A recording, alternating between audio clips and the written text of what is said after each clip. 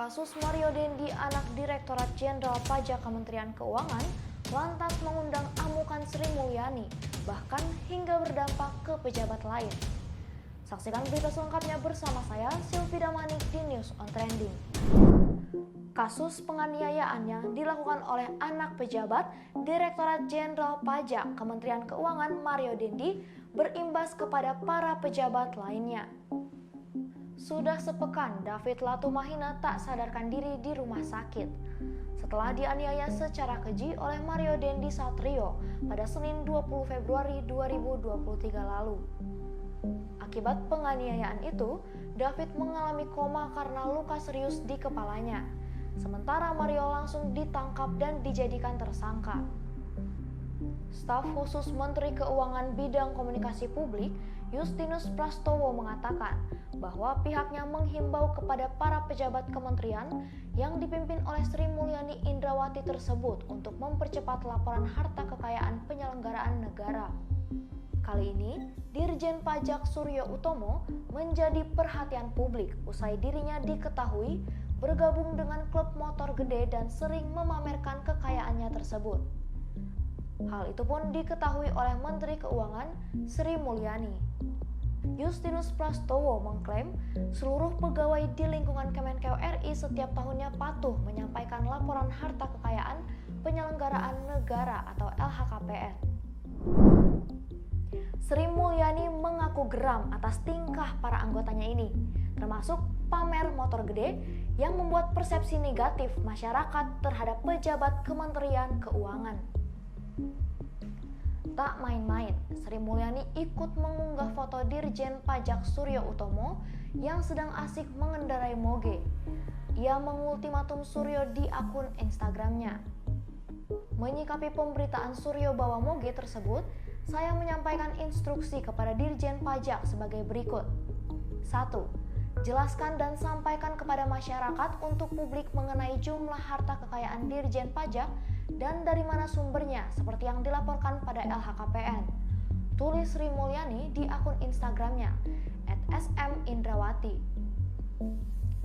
Tak hanya meminta Suryo untuk menjelaskan dari mana asal harta kekayaan yang ia miliki, terutama moge tersebut, Sri Mulyani pun meminta agar klub moge bernama Blasting Rider yang menaungi banyak pegawai DJP termasuk para pejabat DJP untuk dibubarkan. 2.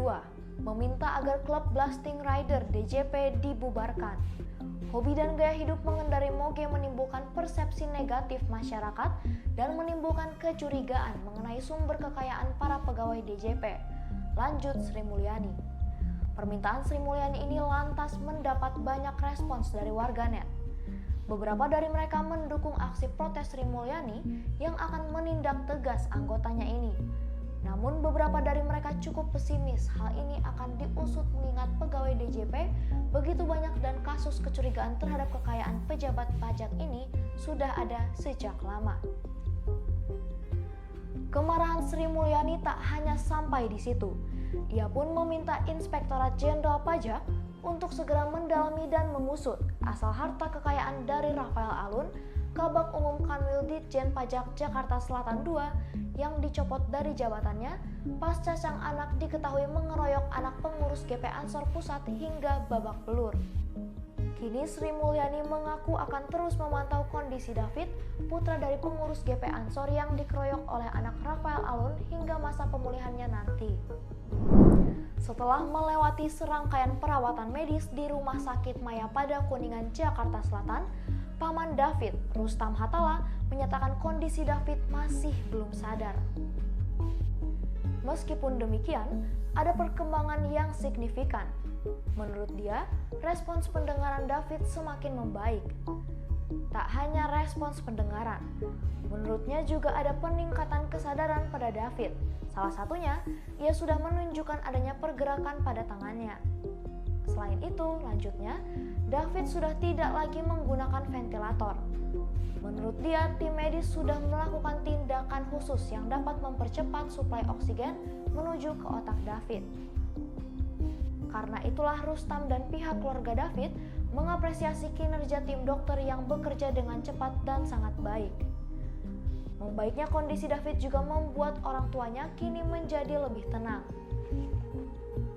Kabar yang sama mengenai kondisi David Latumahina juga diungkapkan oleh Ketua Umum Pengurus Besar Nahdlatul Ulama, yakni Gus Yahya. Menurut Gus Yahya, kondisi David kini telah mengalami peningkatan yang signifikan, salah satunya dengan telah dilepasnya selang ventilator.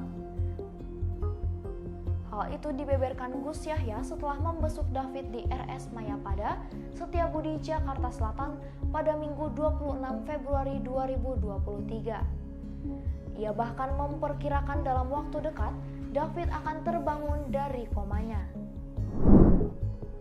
Baru-baru ini, tersangka kasus penganiayaan terhadap David, Mario Dendi Satrio, didesak oleh beberapa pihak untuk dikenakan pasal pembunuhan berencana.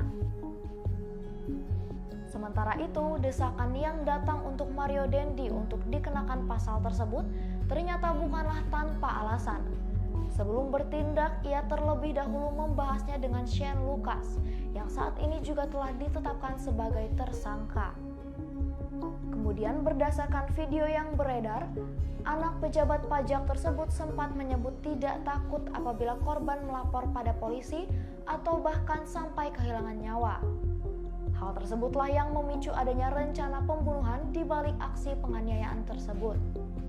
Adapun sosok yang mendesak untuk Mario Dendi dijerat pasal pembunuhan berencana, yaitu anggota Komisi 3 DPR RI yakni Habibur Rahman.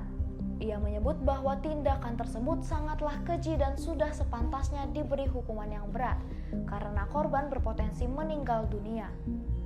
Desakan lainnya juga datang dari LBH Ansor yang menjadi kuasa hukum dari David. Pihak tersebut tidak hanya meminta Mario Dendi, tetapi juga Shane Lucas untuk dijerat pasal perencanaan pembunuhan. Saat ini mereka akan mengarahkan hal tersebut agar bisa betul-betul diterapkan. Tidak hanya itu, anggota Komisi 3 DPR lainnya, yaitu dari fraksi PKB, Jasilul Fawaid, juga meminta polisi agar menjerat Mario Dendi dengan pasal pembunuhan berencana. Ia menyebut tindakan tersebut layaknya manusia yang kesetanan, hingga menyebut kemanusiaannya hilang. Ketua Bidang Hukum DPP Partai Hanura, Servasius Serbayamanek, turut mengutarakan hal yang serupa. Ia menyebut bahwa Mario sudah sepatutnya dijerat pasal 340 KUHP Jungto pasal 53 KUHP tentang percobaan pembunuhan berencana.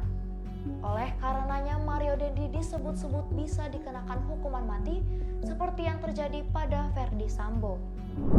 Itulah informasi mengenai kasus Mario Dendi yang lantas mengundang amukan Sri Mulyani bahkan sampai berdampak ke pejabat lain. Saksikan rangkuman berita terupdate lainnya di News on Trending, suara.com.